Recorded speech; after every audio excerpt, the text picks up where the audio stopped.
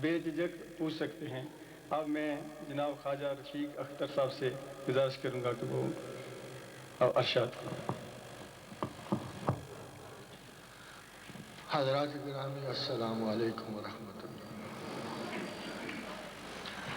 اعوذ باللہ السمیع العلیم من الشیطان الرجیم، بسم اللہ الرحمن الرحیم۔ رب ادخلنی مدخل صدق واخرجنی مخرج صدق واجعل لی من لدنک سلطانا نصیرا۔ حضرات محترم، یہاں آنے سے پہلے تھوڑا سا میرا ایک ذاتی تعارف بھی ہے جو چکوال سے وابستہ ہے۔ یہ علاقہ، یہ جگہ میرے بڑے پرانے دوستوں کی ہے، بڑی محبتوں کی جگہ ہے۔ یہاں سے میں نے گریجویشن کی چکوال سے۔ نہ صرف گریجویشن کی بلکہ اس کالج نے ایک 3 ماہ کے آئے ہوئے طالب علم کو صدر چنا، بلکہ سب سے پہلا شخص جس نے شاید میری آنے والی زندگی کی نشاندہی کی وہ ایک میرے پروفیسر تھے، فریدی صاحب۔ تو اصولاً میں انگریزی مجلے کا ادیر تھا کالج میں، تو اردو مجلے کی ادارت کا وقت آ گیا، اس کے شمشیر کے اردو حصے کا۔ تو میرے ساتھ جو طالب علم تھے، اور ماشاءاللہ یہ بات میں آپ کو خوش کرنے کے لیے نہیں کہہ رہا، بلکہ جب بھی کبھی بات ہوئی تو میں نے چکوال کی عمومی ذہانت کی بڑی تعریف کی، اور بلکہ یہ بات مشہور تھی کہ چکوال کا سپاہی لڑتے ہوئے بغیر کسی انسٹرکشن کے جگہ بدل دیتا ہے، اپنے ڈیفنس کو بھی اتنا ہی بھرپور استعمال کرتا ہے جتنا اگریشن کو۔ اس کے برعکس بعض دنیا کے بڑے اچھے سپاہی مورچہ ہی نہیں چھوڑتے اور وہیں وفات پا جاتے ہیں۔ تو حضرات گرامی، بہت سارے بڑے ذہین طالب علموں کے باوجود فریدی صاحب نے اردو ادارت کے لیے بھی میرا نام سنا، تو میں ان کے حضور حاضر ہوا۔ مجھے بے انصافی لگی اور میں نے کہا کہ بہت اچھے طالب علم اردو کے موجود ہیں، بڑے ذہین، بڑے ادیب، تو آپ مجھے کیوں اس کا مدیر مقرر کریں؟ میں تو پہلے ہی انگریزی کا مدیر ہوں۔ تو انہوں نے ایک عجیب سی بات مجھے کہی جو مجھے بڑی یاد آتی ہے ان دنوں میں، اب تو وہ بھی اللہ کو پیارے ہو گئے ہیں۔ تو مجھے کہنے لگے کہ دیکھو بھائی، باقی طالب علم روز آتے جاتے ہیں، احمد رفیق دوبارہ نہیں آئے گا، اور میں اس کی کسی قیمت پر بھی اس کی تکثیر عزت نہیں کر سکتا۔ مجھے اس وقت وہ بڑی مبالغہ آمیز بات لگی۔ I never knew, never thought کہ کبھی وہ وقت بھی آئے گا کہ میں مسلسل ایک فکری جد و جہد کروں گا اللہ کے لیے یا اس کے قانون کے لیے، اس کی کتاب کے لیے۔ وقت کے ساتھ ساتھ وہ مجھے اس لیے بھی آپ سے، اس علاقے سے، اس کالج کی روایات سے بڑا تعلق ہے۔ حضرات گرامی، جو موضوع مجھے عطا کیا گیا یہ مابعد الطبیعاتی موضوع ہے، یعنی جب حقائق کی دنیا سے آگے گزر جانے کا موضوع ہے۔ طبیعت اور مابعد الطبیعات میں ایک چھوٹا سا فرق ہوتا ہے کہ جیسے طریقت شریعت کی نیت ہوتی ہے اور خیال عمل کی اساس بنتا ہے، اسی طرح مابعد الطبیعات طبیعت کی نیت ہوتی ہے، قیاس ہوتا ہے، گمان ہوتا ہے، رائے ہوتی ہے، اور پھر جب وقت کے گزرنے کے ساتھ ساتھ انسان کی فکر، اس کا عمل، اس کی ہمت، اس کے تجربات، اس کے مشاہدات اس خیال کو عمل میں ڈھال لیتے ہیں، تو وہی بات جو پہلے مابعد الطبیعات میں ہوتی ہے بعد میں طبیعت کا حصہ بن جاتی ہے۔ اسی طرح مابعد النفسیات اور نفسیات میں یہی فرق ہوتا ہے کہ بہت سے، اگر آپ پچھلے 15 برس کی تھوڑی سی ہسٹری پڑھیں نفسیات کی، تو پہلے سائنس نہیں تھا۔ نفسیاتی علوم کو پہلے سائنسی علوم نہیں سمجھے جاتے تھے، مگر جب آبزرویشن کا قانون لگا دیا گیا، مشاہدات لگا دیے گئے، تو کچھ ایسے سائنٹیفک پیٹرن پہ وہ ساری باتیں آ گئیں کہ اب نفسیات کو بھی MSc نفسیات کہا جاتا ہے، یعنی اس پر بھی سائنسی اطلاق ہو گئے، اور بہت ساری ایسی باتیں جو پہلے مابعد النفسیات تھیں اب نفسیات کے موضوع میں شامل ہوگی۔ حضرات گرامی، ایک موضوع ہمیشہ سے مابعد الطبیعاتی اور مابعد النفسیاتی رہا، وہ اللہ خود ہے۔ اللہ ایک ایسا موضوع ہے اور رہے گا جو شاید ابدی کائنات تک انسان کے حواس خمسہ سے بالا ایک ایسا طرف و ایک ایسی آفاقی حقیقت ہے جو انسان کے ذہن کو بہت سارے سوالات سے آشنائی دیتا رہے گا۔ اور حضرات گرامی، اگر یہ احسان پروردگار نہ کرتا، اگر اللہ غیب میں نہ ہوتا تو انسان کی کوئی ذہنی ترقی ممکن نہ ہوتا۔ سب سے پہلا تجسس، سب سے پہلی تحقیق، سب سے پہلا مسئلہ جو انسان کے آباد ہونے کے بعد زمین میں ہومو ایرکٹس سے ہومو سیپین ہونے کے بعد جو سب سے پہلا سوال انسان کو تنگ کرتا رہا، وہ ایک قانون سازی تھی۔ قتل و غارت، تباہی، ہلاکت و بربادی اس درجہ بلندی پہ پہنچ گئی تھی کہ عمرانیات میں ایک ایسا لمحہ آیا، تاریخ انسان میں ایک ایسا لمحہ آیا کہ جب یہ نسل انسانی مکمل خاتمے پر پہنچ گئی تو چند بزرگ جمع ہوئے اور وہ اکٹھے ہو کے انہوں نے سوچا کہ آخر انسانی زندگی کو پریزرو کیسے کیا جائے۔ اگر ہم ایک آدمی کے بدلے ایک خاندان قتل کرتے رہے اور ایک قبیلہ قتل کرتے رہے تو اس طرح تو ہم سارے ختم ہو جائیں۔ تو سب سے پہلا قانون جو انسانی معاشرے نے دریافت کیا، اور حضرات قانون نہ بننے کی بھی ایک وجہ تھی، اور وہ وجہ یہ تھی کہ میرا بنایا ہوا قانون آپ کو قابل تسلیم نہ تھا۔ ایک انسان کا بنا ہوا قانون دوسرا انسان قبول نہیں کرتا تھا۔ تو سب سے پہلے انسانی معاشرے کو اللہ کی ضرورت اس لیے پڑی کہ قانون کا ماخذ و مرکز و منبع اتنی دور چلا جائے کہ خوف اور انصاف کی علامت بن۔ اس لیے جیسے عمرانیات کے مصنفین نے کہا کہ اگر اللہ نہ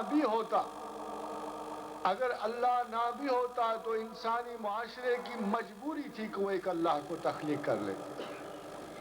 یہ ان کی مجبوری تھی کہ ان کا نظام، ان کا سسٹم، یہ ادارہ شرف انسانیت جاری نہیں ہو سکتا تھا جب تک اس پہ کوئی حکمران، کوئی عدل کی نوعیت کا حکمران نہ ہوتا، جب تک انسانی معاشرے کو قتل و غارت سے بچانے والی کوئی ایسی قوت، کوئی ایسا قانون نہ ہوتا جو انسانی زندگی کا تحفظ دے سکے۔ قرآن حکیم اگر آپ ذرا غور کیجئے تو ایک قانون درج کرتا ہے، وہ قانون انسانی معاشرے کی بقا کا باعث بنا، وہ قانون انسان کی تاریخ کا باعث بنا، ورنہ یہ ایلیمینیشن کے پروسیس سے گزرتے ہوئے سارے کا سارا معاشرتی انسان ختم ہو جاتا۔ تو اللہ نے فرمایا وَلَكُمْ فِي الْقِصَاصِ حَيَاتٌ يَا أُولِي الْأَلْبَابِ لَعَلَّكُمْ تَتَّقُونَ۔ اے اہل عقل، اہل فکر، غور کرو تو ہم نے قصاص میں زندگی رکھ دی ہے۔ یہ قرآن کی ان آیات میں سے ہے کہ جن کی بلاغت، جن کی فصاحت، جن کے مطالب ادب عالیہ کے اعلیٰ ترین نمونوں سے بھی زیادہ خوبصورت یہ آیت ہے۔ بڑی مختصر سی، بڑی جامع، بڑی مکمل، اور اپنے اندر ایک تاریخ عمرانیات سمیٹے ہوئے ہے۔ وَلَكُمْ فِي الْقِصَاصِ حَيَاتٌ يَا أُولِي الْأَلْبَابِ لَعَلَّكُمْ تَتَّقُونَ۔ اے اہل عقل غور کرو تو ہم نے قصاص میں زندگی رکھ دی۔ اور حضرات گرامی، دنیا کا سب سے پہلا قانون دان بیبلونین سیولائزیشن کا حمورابی، پرنس حمورابی آف بیبلون اسے کہتے ہیں۔ اور قصاص قرآن میں اللہ نے کیا دیا؟ اگر آپ آیات قصاص پڑھیں، الحر بالحر والانث بالانث، کہ آزاد کے بدلے آزاد، عورت کے بدلے عورت، غلام کے بدلے غلام، اور پھر قصاص کو مختصر کرتا ہوا اللہ کہتا ہے آنکھ کے بدلے آنکھ، کان کے بدلے کان، ناک کے بدلے کان، جان کے بدلے جان۔ اور حضرات گرامی، اگر آپ اس دور کے کتبے دیکھیں جو پرنس حمورابی نے اس زمانے میں قانون قصاص دیتے ہوئے مختلف جگہوں پہ نصب کیے، تو سب سے پہلا جو نصب ہوا قانون وہ قانون قصاص تھا کہ جان کے بدلے جان، آنکھ کے بدلے آنکھ، کان کے بدلے کان، ناک کے بدلے ناک، دانت کے بدلے السن و بالسن، دانت کے بدلے دانت۔ حضرات گرامی، انسانی معاشرے کی ابتدا میں بہت سارے اعتراض پہلے بھی اٹھتے رہے، اب بھی موجود ہیں خدا کے وجود پر۔ جیسے میں نے آپ سے عرض کی کہ عمرانیات کے مفکرین نے کہا کہ اگر خدا نہ ہوتا، اگر اللہ نہ ہوتا تو انسان کوئی نہ کوئی اللہ بنا لیتا تاکہ معاشرتی نظام درست رہے۔ پھر ہمارے سوشلسٹ مارکسسٹ دوست آئے، انہوں نے کہا خدا کا وجود تو محض ایک تسلی فقراء ہے، صبر و جبر کی کیفیتوں میں جو لوگ الجھے ہوئے ہیں، اور جو عمراء اور صاحب مال لوگ، جو بورژوازی یہ چاہتا ہے کہ پرولیٹیریٹ بغاوت نہ کرے، جو صاحب مال اور اقتدار یہ چاہتا ہے کہ غریب بغاوت نہ کرے، اس کو جو وہ نشہ دیتا رہتا ہے، جو افیون اسے پلاتا ہے، وہ اللہ ہے کہ ویسے تو وہ صبر نہیں کرے گا۔ تو ان فلاسفہ نے تاریخ کا دوسری طرح سے مطالعہ کیا، اور ان کا خیال تھا کہ تمام حیات غلام و آقا کی جنگ ہے، غریب اور امیر کی جنگ ہے، صاحب مال کی اس سے جنگ ہے جس کے پاس مال نہیں ہے۔ اور بالآخر یہ جنگ چلتی چلتی ایک تھیسس اور ایک اینٹی تھیسس اور ایک سینتھسس بنے، الفاظ جو بھی اسے دیں، سادہ ترین الفاظ میں یہی ہے کہ غریب اور امیر کی ایک طویل جنگ ہے، اقتدار اور مجبوری کی ایک طویل جنگ ہے جس سے گزرتا ہوا انسان بالآخر ایک ایسے مقام پہ آ جاتا ہے بقول مارکسین فلاسفرز کے کہ جہاں نہ مجبور ہوگا نہ اقتدار ہوگا، دونوں بیلنسڈ ہوں گے، اور ایک کلاس لیس سوسائٹی ایگزسٹ کرے گی۔ مگر مارکسزم کو پورا اس بات کا اعتبار تھا کہ اگر ہمارے راستے میں کوئی نظریہ حائل ہو سکتا ہے ہمارے فلسفے کی راہ میں، اور یہ آج کی بات نہیں ہے بلکہ اس سے پہلے بھی نوشیروان عادل کے زمانے میں مانی کنز نکلے تھے۔ وہ مانی و بہزاد کا نام تو آپ نے اکثر کتابوں میں پڑھا ہوگا۔ تو مانیکن ریلیجن میں ایکوالٹی آف اپورچونٹی اتنی زیادہ تھی، اشتراکیت اتنی زیادہ تھی کہ وہ ایک عورت کو بھی پورے معاشرے کا حق سمجھتے تھے، اور ان میں عورتیں بھی بالکل اسی طرح شراکت میں آتی تھیں جیسے آج کل اپورچونٹیز کا نام لیا جاتا ہے، مال و اسباب کا نام لیا جاتا ہے۔ وہ اپنے وقت میں کچھ عرصہ فلرش ہونے کے بعد تباہ ہو گئے، اور مارکسین ریلیجن بغیر کلاس لیس کو پہنچے ختم ہو گئے۔ اتفاق دیکھیے کہ اس پہ کلاس لیس کی نوعیت کی سٹیج ہی نہیں آئی، اور معاشرہ بڑھتا ہوا سوشلسٹ مارکسسٹ معاشرہ جو تھا بالآخر بڑھتا ہوا پولٹ بیورو اور جنرل لوگوں کے کانسیپٹ تک آ گیا، جہاں چند ایک حکمرانوں کے پاس اتنی قوت کا ارتکاز ہو گیا کہ باقی لوگوں نے اسی ناانصافی سے سفر کرنا شروع کر دیا، اور آج تک سوشلسٹ فلسفی پر کلاس لیس ایسا کوئی وقت نہیں گزرا کہ جب ہم یہ تصور کریں کہ ان میں کوئی کلاس موجود نہیں تھی۔ اس کے بعد دور حاضر کے بڑے پڑھے لکھے دانشور لوگ آئے، میں ان کے نام تو آپ کو بتا دوں گا، مختصراً ان کا خیال بھی بتا دوں گا۔ ان میں لارڈ برٹن رسل بڑے مشہور ہیں، آئر لاجیکل پازیٹیوسٹ، وٹکانسٹائن، ان لوگوں نے کہا جس چیز کا ڈیٹا ہی کوئی نہیں اس کو ہم خدا کیسے مانیں؟ باقی سب چیزوں کا ڈیٹا موجود ہے، کسی نہ کسی کو کوئی شک مل جاتی ہے، کوئی حقیقت مل جاتی ہے، کوئی سراغ مل جاتا ہے، مگر یہ اللہ کیسا ہے جو صدیوں سے انسان مانتا چلا آتا ہے مگر اس کا تو کوئی سراغ موجود نہیں، کسی چیز سے اس کی حقیقت کا سراغ نہیں ملتا۔ نہ اس کے وجود کا، نہ اس کی موجودگی، نہ اس کا کوئی ڈیٹا، نہ کوئی نقشہ موجود ہے زمین پر، تو ان کے بقول جس چیز کی سینس ڈیٹا موجود نہ وہ نان سینس. سو اللہ از اے نان سینس. ان کے موجود اللہ نان سینس ہے، کیونکہ اس کا تو کوئی شمار، کوئی کتار، کوئی حساب موجود ہی نہیں ہے. حضرات گرامی، پھر سیمینٹکس کے فلاسفر یہ دانشوران عصر ہیں، انہوں نے کہا کہ لینگویج میں بڑی خرابی ہوتی، پیاز کے چھلکے کی طرح. جیسے کسی بڑی تہذیب میں حضور، قبلہ پرور، بندہ پرور، آداب وغیرہ، اور بیچ میں آپ گالیاں نکال رہے ہیں اس کو. تو الفاظ کے انبار لگانے سے کسی چیز کی حقیقت ثابت نہیں ہو جاتی. ہم نے اللہ کے گرد اتنا انبار لگا دیا ہے الفاظ کا. ہو سکتا ہے کہ پہلا انسان کسی کھیت سے گزرتی ہوئی سرسراتی ہوئی ہوا سے ڈرا اور اس نے اسے اللہ کا نام دے لیا. پھر آپ نے اسے مسلسل نام دینے شروع کر دیے اور نام دینے شروع کر دیے. اسے جبار کہا، اسے قہار کہا، اسے عزیز کہا، اسے کیا کچھ نہیں کہا.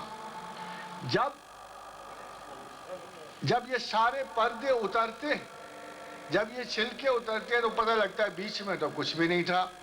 یہ سارے الفاظ کی چادریں تھیں جو آپ نے خیال پہ ڈالی ہوئی تھی. حقیقتاً تو اللہ وجود میں نہ تھا، نہ کوئی ایسا امکان موجود تھا. حضرات گرامی، اگر ان اعتراضات پہ آپ غور کریں تو ان میں صرف ایک نقص ہے. یہ جتنے بھی یہ اچھے اعتراض تھے، انہوں نے بڑی مخلوق خداوند کو گمراہ بھی کیا، بلکہ ان کے اپنے بقول سیدھے رستے پہ ان کو چلایا. وہ اللہ سے نجات پا گئے. اور آج بھی 5 ارب لوگ جو ہیں اس تصور کو کوئی اہمیت نہیں دیتے. لے دے کہ ہم مسلمان ہیں، اور ہم مسلمانوں کے پاس بھی اللہ ایک فرضی وجود کی طرح حیثیت رکھتا ہے. اللہ ہمارے خیال میں مداخلت نہیں کرتا، اللہ ہماری جبلتوں میں مداخلت نہیں کرتا. جب ہم قتل کرنے لگتے ہیں تو اللہ مداخلت نہیں کرتا، چوری کرنے لگتے ہیں تو اللہ مداخلت نہیں کرتا، زنا کرتے ہیں تو اللہ ہماری مداخلت نہیں کرتا، شراب پیتے ہیں تو اللہ مداخلت نہیں کرتا. یہ اللہ ہم میں کہاں موجود ہوتا ہے، اس کا بھی کوئی پتہ نہیں چلتا. حضرات گرامی، ہمارے اور یورپ کے اعتقادات ایک طرح سے ہیں. فرق صرف اتنا ہے کہ وہ اللہ کو اتنی حیثیت ہی نہیں دیتے، اور ہم صبح و شام، لمحہ لمحہ، گھنٹہ بھر ہم اس کی بحث اور گفتگو کرتے ہیں، اور خدا ہمارے وجود اور خیال میں کہیں بھی نہیں ہوتا. یہ ہم سے اس کی دوری اور غیریت کا ثبوت ہے. حضرات گرامی، پھر اگر یہ لوگ سچے ہوتے تو پھر ہم اللہ کو کیوں مانتے؟ اگر اتنے سارے تصورات اللہ کے خلاف جاتے، اگر آپ ان تمام فلسفیوں پہ غور کرتے، تو ایک بدقسمتی سے آپ کو شناسائی ہوتی، اور وہ بدقسمتی یہ ہے کہ ان میں سے کسی نے اللہ کو تلاش نہیں کیا، ان میں سے کسی نے اللہ کو ڈھونڈا نہیں، ذہنی کاوش نہیں سمجھا. انہوں نے مسائل زندگی کو حل کرتے ہوئے خدا کو مختلف پہلوؤں سے آشکار کیا. انہوں نے کہا انسانی معاشرے پہ گفتگو کرتے ہوا کہ اللہ اس معاشرے میں چونکہ موجود ہے تو اس کے موجود ہونے کی وجہ یہ ہو سکتی ہے. لارڈ رسل سے کسی نے پوچھا تو نے قرآن پڑھا ہے؟ تو اس نے کہا میں خواہ قرآن پڑھوں، میں نے بائبل پڑھی ہوئی ہے، وہ تو کسی کام کی کتاب نہیں ہے، تو باقی بھی تو قرآن بھی تو بائبل کی طرح ہوگا. حالانکہ ایسا بالکل نہیں تھا، قرآن بالکل بائبل کی طرح نہیں تھا. اسی طرح جو لوگ سیمنٹک میٹنگ خدا ایک تصور ہے جس پہ پیاز کے چھلکے چڑھے ہوئے ہیں، دراصل ان میں سے ایک شخص نے بھی خدا کو تلاش نہیں کیا. فلسفی جو اتنی غرقابی فکر میں رہتے تھے، جو مسلسل جد و جہد فکر میں رہتے تھے، اگر آپ سچ پوچھیں تو وہ اللہ کی فکر میں نہیں رہتے تھے. ابھی میں امریکہ سے واپس آ رہا تھا تو میتھمیٹکس کے ایک بہت بڑے پروفیسر کے ساتھ، جو ہیڈ آف دا ڈپارٹمنٹ تھا، اس کے ساتھ میری گفتگو ہو رہی تھی. تو مجھے کہنے لگا تم خدا کو جانتے ہو؟ میں نے کہا بقدر ظرف جانتا ہوں. تو اس نے کہا میں نہیں مانتا، اس لیے کہ میں نے 14 برس اللہ کے لیے میں نے بھی غور و فکر کیا ہے، مگر میں نے اسے کہیں نہیں پایا. تو میں نے اسے جواب میں کہا کہ God is not a lesser obsession. God is not a lesser obsession. خدا ثانوی ترجیح نہیں ہے. وہ مخلوقات کا خالق، زمین و آسمان کا خالق، وہ کائنات کی سب سے بڑی ہستی ثانوی ترجیح نہیں ہے. وہ کبھی بھی اپنے آپ کو ترجیح اول سے نیچے نہیں گراتا.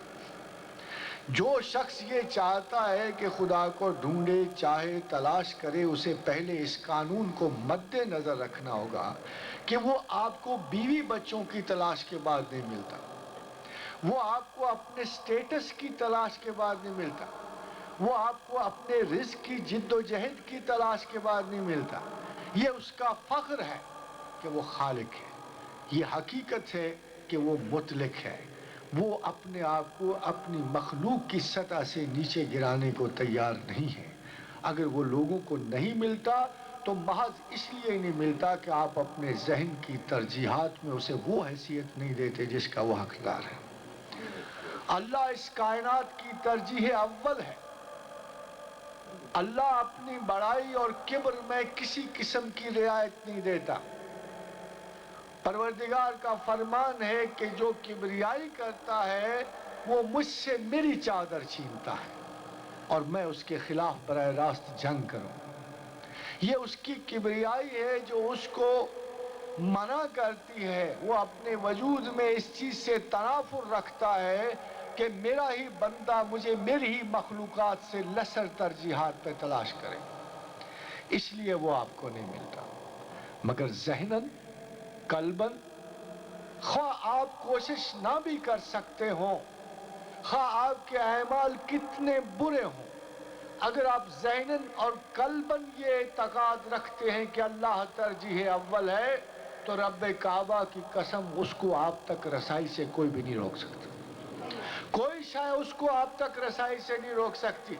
مگر وہ یہ چاہتا یہ ہے کہ جس چیز سے میں نے انسان کو ممیز کیا، جس چیز پہ میں نے ناز کیا کہ میں انسان کو وہ نعمت عطا کر رہا ہوں، وہ خصوصیت عطا کر رہا ہوں جس کی وجہ سے یہ اشرف المخلوقات ہے، جس کی وجہ سے یہ آسن تقویم ہے، اگر آپ اس نعمت کو ہی پراپرلی استعمال کیے بغیر خدا کو جاننا چاہیں گے تو وہ آپ کو نہیں ملے گا، قطعاً نہیں ملے گا. إِنَّ عَرَضْنَا الْأَمَانَةَ عَلَى السَّمَاوَاتِ وَالْأَرْضِ وَالْجِبَالِ فَأَبَيْنَ وَأَشْفَقْنَ مِنْهَا. میں نے جب دولت نعمت عقل کو انسان پہ فروزہ کیا، جب میں نے یہ کمال تخلیق اسے پیش کیا، اس سے پہلے بھی میں نے کئیوں کو پیش کیا. میں نے زمین اور زمین کی مخلوقات پہلے بھی موجود تھی، میں نے ان کو پیش کیا. آسمان اور آسمان کی مخلوقات کو پیش کیا. پہاڑ اور پہاڑوں کی مخلوقات کو پیش کیا کہ یہ دولت نعمت عقل ہے، کیا اس کو چاہو گے اٹھانا؟ مگر اس میں ایک رزق تھا، بہت بڑا رزق. وہ رزق تھا جہنم کا، سزا کا، زندگی انسان سے نکل جانے کا. آخرت میں ایک عذاب کی وعید بھی سنائی گئی تھی کہ اے لوگو، اگر تم نے عقل و شعور کو صحیح استعمال نہ کیا، میری آگہی نہ پائی، میرا شعور نہ پایا، تو پھر تمہارا ایک ٹھکانہ ایسا بھی ہے اور سزا ایک ایسی بھی ہے جسے تم برداشت نہ کر سکو گے. تو کسی بھی مخلوقی ارضی و سماوات نے یہ رزق لیا ہی نہیں. وَحَمَلَهَا الْإِنسَانُ. انسان آگے بڑھا اور اس نے کہا بات ہی کوئی نہیں، مجھے خلافت ارض و سماوات مل رہی ہے، رزق بڑا تھوڑا، رزق بڑا تھوڑا. اللہ نے کہا اِنَّهُ كَانَ ظَلُومًا جَهُولًا. غلطی کر گیا، اپنے آپ کو اوور ایسٹیمیٹ کر گیا، اپنے آپ کو اوور